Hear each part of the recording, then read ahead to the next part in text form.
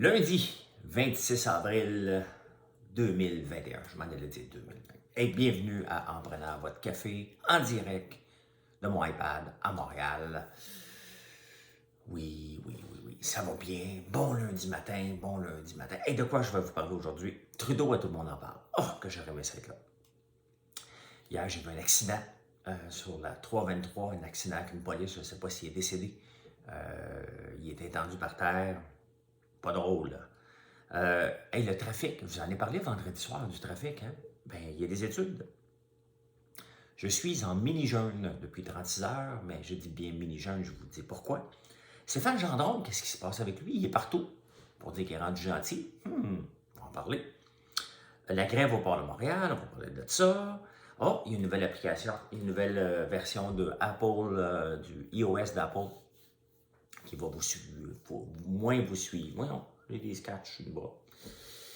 La mode du bio ralentit. Ben oui.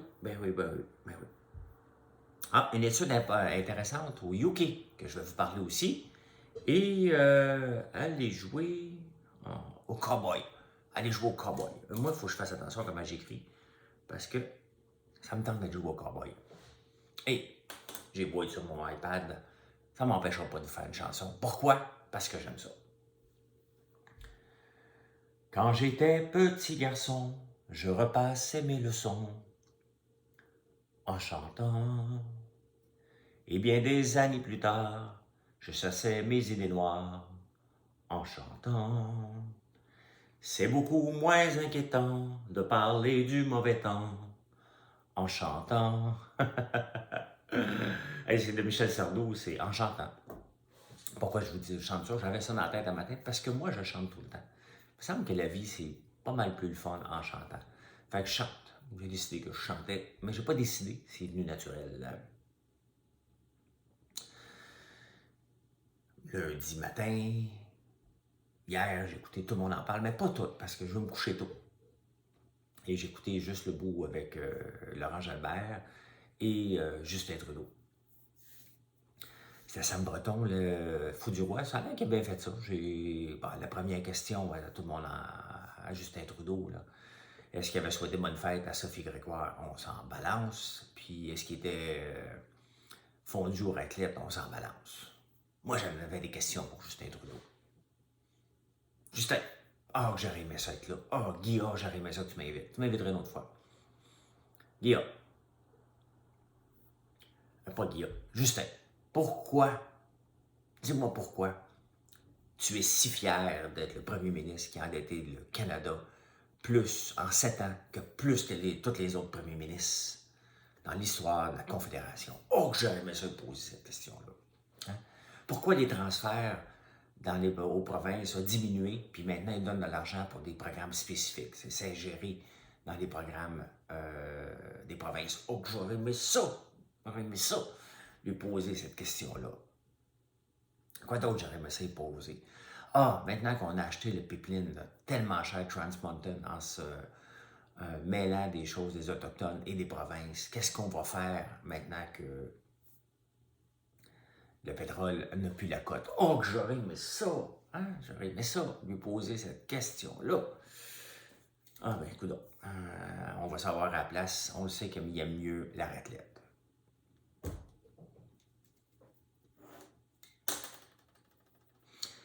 Il y a quelque chose de nouveau sur notre site. Nouveau parce que je ne sais pas depuis combien de temps j'étais pas là. Mais Gaël a goûté à ça hier, puis regardez ça, du gâteau aux carottes, le gruau gâteau aux carottes. C'est tellement... Moi, j'étais en jeûne, mais ça sentait tellement bon. Je vais y goûter quand je vais terminer mon jeûne.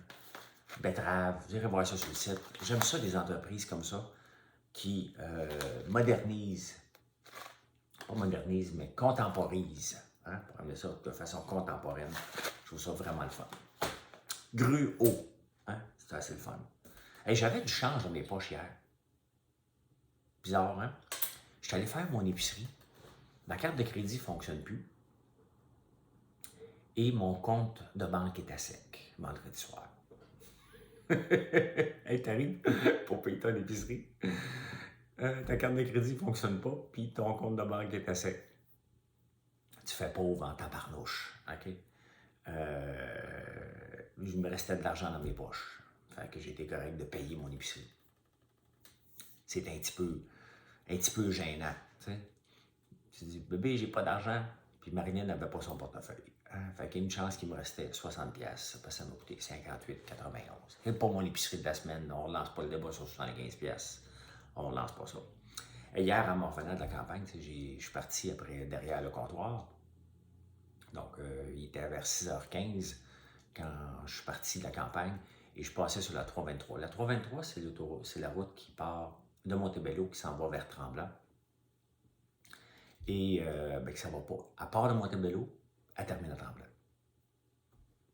Et j'ai vu un auto de police tamponné. D'après moi, je ne sais pas ce qui est arrivé, mais c'est sûr qu'elle s'est fait frapper par derrière par un gros camion. Et le policier, il y avait déjà 3 chars de police, l'ambulance n'était pas arrivée, donc ça venait juste d'arriver. Et le policier était étendu par terre sur l'asphalte. Je ne sais pas ce qui est arrivé, j'ai essayé de fouiller nouvelles, mais c'est toujours inquiétant. Toujours inquiétant de voir ça. Il y a eu beaucoup de pluie puis de la grêle, donc peut-être que le camion ne l'a pas vu, le camion de police allait peut-être pas vite, et l'autre gros camion, ça venait peut-être trop vite, on va le savoir. Mais j'ai hâte d'avoir des nouvelles, j'ai pas vu. Vous avez été plusieurs à me l'envoyer, bien entendu, c'était pas moi. Mais je passais là peut-être 5-10 minutes après que c'est arrivé. Hey, en parlant de trafic, en parlant de la route, c'est vendredi, je suis parti de la campagne de la ville à 3h15. Bon, là, vous me dites, hey, t'aurais pu partir plus tôt, t'as ton horaire. Oui, c'est vrai. Mais non, parce que j'ai une blonde qui s'appelle Marilyn, qui a un enfant, Gaël, qui va à l'école. Et, ben c'est ça. Il y a 6 ans qu'il est en maternelle. Fait que faut que j'attende qu'il finisse l'école pour partir. Donc, j'attends le trafic, comme tout le monde. Et le trafic a augmenté dans le creux de la pandémie. Le trafic était à 55% et, de son pic habituel. Et maintenant, il est à 85%. Donc, le télétravail a peu d'impact sur le trafic. On se promène, je ne sais pas pourquoi, mais on se promène sur la route. Fait que, ouais, dans le creux, on est à 55%, là, on est à 85%. Fait que vendredi, il va y avoir encore du trafic. Je suis en mini-jeûne depuis samedi soir. Pourquoi je dis mini-jeûne? Parce que là, je ne jeûne pas juste à l'eau. Je prends du bouillon d'os et je vais faire ça jusqu'à ce soir, donc 48 heures. Je vais me faire un petit reset et c'est parce que c'est tellement bon le bouillon d'os. Fait maison en plus, ça goûte le ciel, c'est parfait. Puis j'ai pas faim. J'ai pas faim, donc ça me permet de faire tomber un peu de gras puis faire un reset intérieur. C'est le fun de faire ça. Et c'est pas souffrant du tout. Bon, je vous invite à aller lire là-dessus, mais ça fait, regarde, 36 heures, t'es en top shape. Tout va bien. Tout va bien. On va manger ce soir du filet de porc cuit sous vide. C'est ce que je vais faire après-midi. Hey, la grève au port de Montréal, moi, j'ai l'impression des fois de faire les nouvelles du mois d'octobre, novembre, quand j'en parlais. Et là, je reviens 3 mois plus tard, et c'est encore les mêmes sujets. La grève au port de Montréal, là, le gouvernement va s'embarquer. My God, tu sais, je sais qu'ils ont des horaires pas tout le temps faciles, puis, mais ils gagnent bien leur vie. C'est une balance. C'est une balance. Et quand, il faut se souvenir quand même que l'histoire des syndicats AgroBras vient du port de Montréal, et il y a une liste d'attente. Hein? Ça marche d'une façon spéciale pour rentrer des débardeurs au port de Montréal. Avant, ça prenait des gros bras parce que c'était pas des opérateurs de pelle mécanique et de lift. Pour débarquer les containers, c'était à bras. Donc, c'est pour ça qu'ils appellent le syndicat des gros bras. Mais maintenant, bon, ils dépendent. Tout le commerce international avec le commerce en ligne dépend de ce qui se passe au port. Donc, on ne peut pas se permettre de grève. C'est devenu un service essentiel. Il va falloir qu'ils l'acceptent. Puis, on ne peut pas faire la grève. C'est tout. Fait qu'encore la grève, le gouvernement va s'en mêler. À suivre. On va voir ce qui va se passer. Bah, c'est parce que Justin, hier, il répondait aux questions, comme d'habitude, à Guilla. Hein? Vas-tu faire ça? Oui, Guilla, je vais faire ça. Es-tu fondu raclette? Oui, je suis raclette, parce que le fromage faut faire attention au fromage. Oh! Là, les producteurs de lait du Québec m'ont capoté. Il a dit faire attention au fromage, ça veut dire qu'il n'est pas pour nous. Hein? Il faut trop que tu fasses attention à ce que tu dis quand tu es premier ministre. Il a placé ses livres comme il faut. Hein? Vous avez vu sur la table, des livres de Justin étaient bien placés, comme s'il lisait des livres. Hey, Stéphane Gendron. Ah, pourquoi j'en parle? Parce qu'il est comme partout, hein? Un polémiste repenti. Parce qu'avant, il faisait de la trash et aujourd'hui, il fait du trash. Ben oui, Stéphane Gendron. Stéphane Gendron, il m'avait écrit avant Noël. Il est quand même des fois un bon gars. Hein? Il m'avait écrit avant Noël, je ne sais pas pourquoi. J'avais fait un. Tu sais, des fois, là, vous m'avez vu dans Big Brother, des fois, je suis pas toujours de bonne humeur. Et j'ai dû faire une vidéo derrière le comptoir que j'étais un peu en maudit, puis j'ai peut-être échappé une larme. Ben, il m'a écrit en me disant que si je voulais me suicider, de ne pas le faire. Je suis loin de l'eau, là, OK? Je suis vraiment loin de ça, mais j'ai trouvé ça cool quand même qu'il le fasse. Mais là, c'est parce qu'avant, il me plantait. Puis là, j'ai vu dans Big Brother qu'il me plantait encore. Donc, Stéphane Gendron, qui était un polémiste, quand tu es un polémiste repenti, ben, t'arrêtes de casser des œufs sur le dos de ton voisin. Hein? C'est ça l'expression? Je sais pas. Mais, puis sa page Facebook, il est juste en train de bâcher. Il n'est pas en train de faire des choses constructives. Donc, il n'est pas tout à fait repenti si tu le suis sur Facebook. Je ne suis pas. Des fois, c'est parce que les gens me disent, va voir, il vient de te planter. Va voir, il vient de faire ci. Donc, je suis peut-être juste sa dernière victime parce qu'il n'est pas encore tout à fait guéri. Mais ça me fait rire, moi. Pourquoi tu veux faire le tour des journaux pour dire que maintenant, tu n'es plus un polémiste, alors que ta page Facebook, c'est juste du trash? Mettons qu'on va voir, là. D'un, ça donne quoi? Comment il s'appelle? Stéphane Gendron.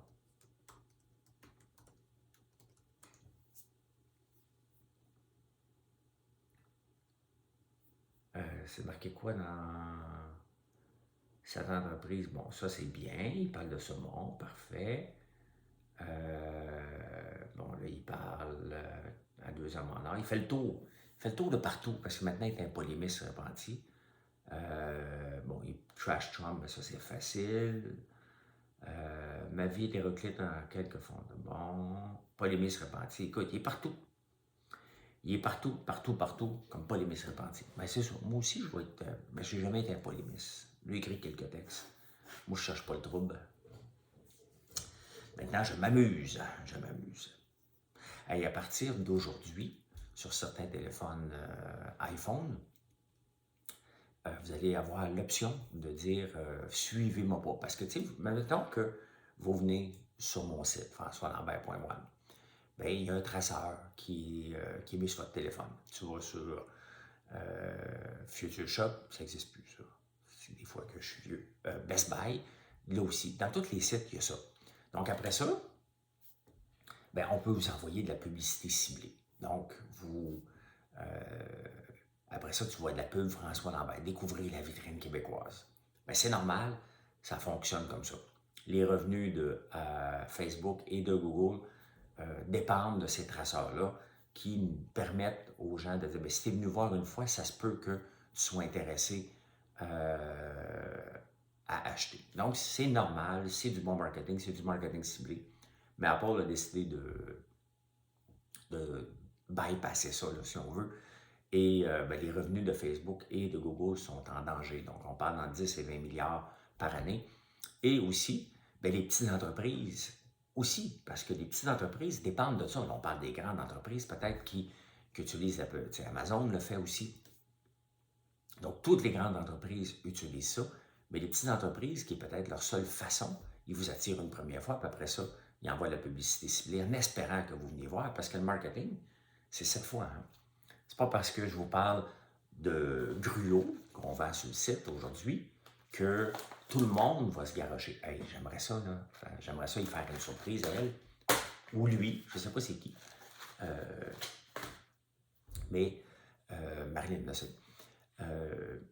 Mais ça prend 6 à 7 fois pour répéter un message, pour que ça passe, puis dire « Ah, OK, François Lambert. » Comme cette nuit, j'ai vu, j'ai été tagué sur un post, quelqu'un cherchait des chandelles, Bien, ça fait 6 mois qu'on a commencé à parler d'avoir des chandelles, puis on en a maintenant. Et là, le message commence à passer. C'est la même chose avec les savons. Donc, c'est comme ça. Il faut répéter le message plusieurs fois, puis à un moment donné, ça devient ancré chez les gens. Ben, s'il n'y a plus de traceurs pour vous ramener, ben, il va falloir que les entreprises se réinventent. Encore une fois, ben oui, il faut se réinventer constamment. Et comment on se réinvente? Ben, en allant parler à votre public, en allant parler aux gens. Et c'est ce que je fais à tous les jours. Ben, je le fais d'une façon avec les nouvelles, avec une discussion qu'on fait le soir, avec des capsules entrepreneuriales, bientôt avec la chronique de Marilyn. Donc, c'est comme ça qu'on vous rejoint, on vous parle et on écoute vos besoins, puis en même temps, on devient amis. Parce que vous savez que nos clients, c'est nos amis. Hein? C'est aussi simple que ça. Nos relations fournisseurs aussi deviennent nos clients. Moi, si mes amis, les fournisseurs que j'ai sont trop difficiles à gérer, que j'ai pas le goût de leur jaser dans la vraie vie, ben, je ne veux pas que ce soit mes fournisseurs, ça ne me tente pas de gérer ça. Et c'est la même chose avec les clients.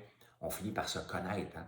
Vous venez acheter une première fois, vous me dites que vous avez acheté, on vous parle, je vous parle à travers Facebook, on ne se connaît pas personnellement, mais on se connaît à travers les réseaux sociaux. Et ça, c'est une façon d'aller vous chercher. Donc, les compagnies, il va falloir qu'ils se réinventent et aller vous parler. Ils avaient oublié de vous parler. Hey, la consommation bio et la transformation des terres bio commence à ralentir à travers le monde. Parce qu'avec la COVID, on a favorisé l'achat local. Et faire venir des bananes du Costa Rica bio enveloppées dans du plastique, là, à un moment donné, les gens se rendent compte que ça n'a peut-être pas de bon sens. Et moi, c'est ce que je répète depuis des années. Oui à la conversion des terres au bio, mais oui à la consommation responsable.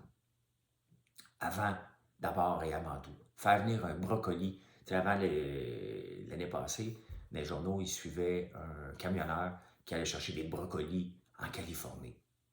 Il y en a là-dedans qui sont bio. Là, on part de la Californie, 4500 km de diesel pour ramener des brocolis bio au Québec. On s'entend que ça fait aucun maudit bon sens. Ben, moi, j'embarque pas là-dedans. J'embarque pas là-dedans. Et on le voit que mondialement, maintenant, ça commence à ralentir.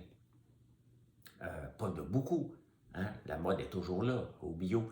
Mais la conversion des terres agricoles sont plus dans une économie responsable d'achat local que du bio à tout prix. Donc, c'est pas du chimique, hein, des engrais chimiques non plus à tout prix. Ça prend une balance entre les deux. Et c'est ça que l'agronome qui s'est fait taper ses doigts, Alain Robert, avait dit, c'est que des fois, on en met trop inutilement parce qu'il y a de la pression des grands groupes comme Monsanto et tout ça. Et ça aussi, il faut régler ça. Donc, ça prend une balance entre les deux. Mais on le voit que les gens préfèrent acheter un légume local, un légume qu'ils connaissent, et le bio, pas si important que ça. Il l'est, mais pas tant que ça. Et il y a une limite à la consommation bio vis-à-vis la consommation responsable. Il y a une étude au UK qui est très, très, très intéressante. J'aime ça.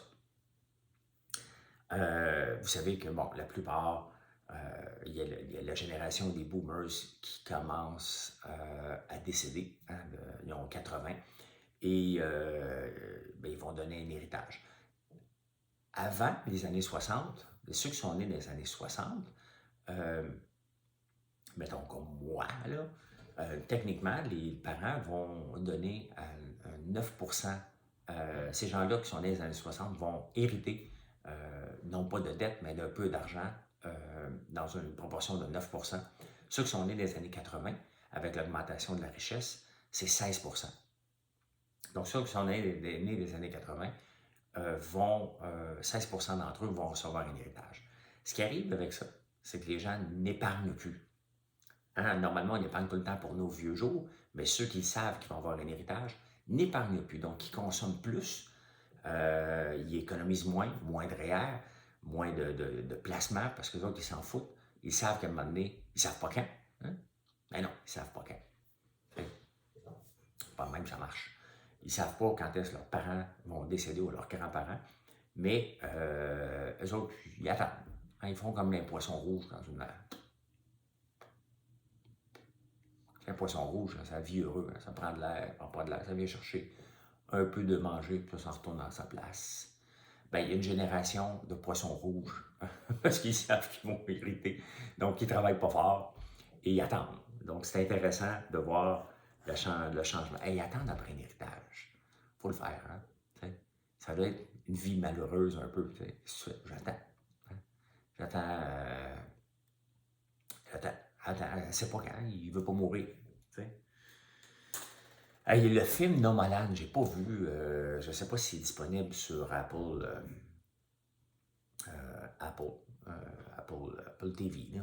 Ouais, je vais regarder parce qu'il est sorti, c'est le meilleur film, il avait gagné des Oscars. Il a gagné un Oscar hier, meilleur scénario, je pense. Il y a le film The Father aussi que j'ai écouté à Big Brother, qui a gagné, mais bon, c'est sur l'Alzheimer, vraiment bon film. Donc, les Oscars ont eu lieu hier. On a vu des robes pas de masque, ça fait drôle, hein? Pas de masque. Hey, pendant que j'étais à Big Brother, quelque chose. Kim, elle aime les chevaux, sa mère, elle élève des chevaux et elle est tripeuse de cheval là, solide, sa mère. Puis à un moment donné, elle a fait un stage, je pense, de 2 semaines. Je pense que c'était au Texas, en tout cas dans un État aux États-Unis, qu'elle allait aider les vaches. Il y a des gros troupeaux de vaches, puis ils les ramènent au bercail avec des chevaux. Et ça, je veux faire ça. Dès que ça va être possible de voyager, peut-être l'année prochaine, j'aimerais bien ça aller faire ce voyage-là de cheval, passer 2 semaines à jouer au cowboy, mais littéralement, et ramener des troupeaux de vaches. Je triperais de faire ça. Donc, j'ai bien hâte. Ça m'a fait penser à ça ce matin. Je ne sais pas pourquoi, mais je vais penser à ça. Fait que voilà, j'aimerais ça aller jouer au vrai cowboy. Et voilà comment j'ai vu l'actualité en ce lundi 26 avril 2021. Merci d'être au rendez-vous. Vous aimez les gaufres et ça, j'aime ça. Tu aimes ça lancer des nouveaux produits. J'ai vu les commandes, les savons, les chandelles et les gaufres et bien entendu l'eau d'érable a eu la cote en fin de semaine. Donc, merci. On va tous vous shipper ça à partir d'aujourd'hui. Un grand merci de nous faire confiance à tous les jours. C'est vraiment apprécié. Je vous souhaite, moi je viens de vous dire, une bonne journée. Bye, à plus tard.